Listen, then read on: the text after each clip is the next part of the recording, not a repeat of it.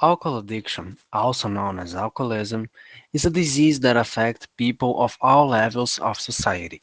Experts have tried to fight factors like genetic, sex, race, or socioeconomics that may predispose someone to alcohol addiction, but it has no single cause. Psychological, genetic, and behavioral factors can now contribute to having the disease. Alcoholism is a real disease. It can cause change to the brain and neurochemistry, so a person with an alcohol addiction may not be able to control their actions.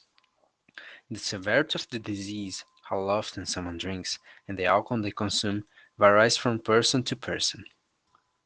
Some people drink heavily all day, while others drinks a lot in a very short period of time and then stay sober for a while. Regardless of how addiction looks, someone typically has an alcohol addiction if they heavily rely on drinking and can't stay sober for too long.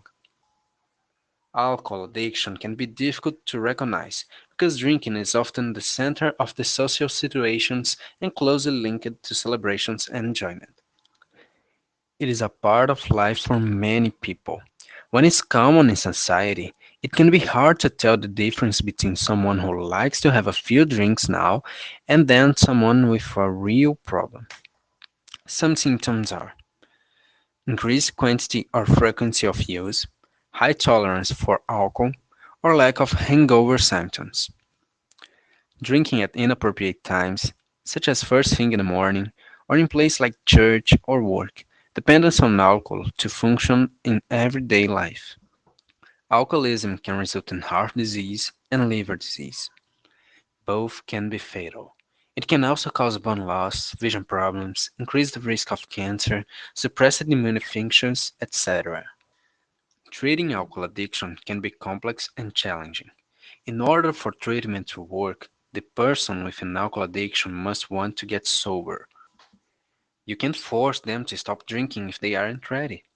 Success depends on the person's desire to get better. A common initial treatment option for someone with an alcohol addiction is an outpatient or inpatient rehabilitation program. An inpatient program can last anywhere from 30 days to a year. It can help someone handle withdrawal symptoms and emotional challenges. Outpatient treatment provides daily support while allowing the person to live at home. There are other options, such as support groups like Alcoholics Anonymous, drug therapies, and nutritional changes.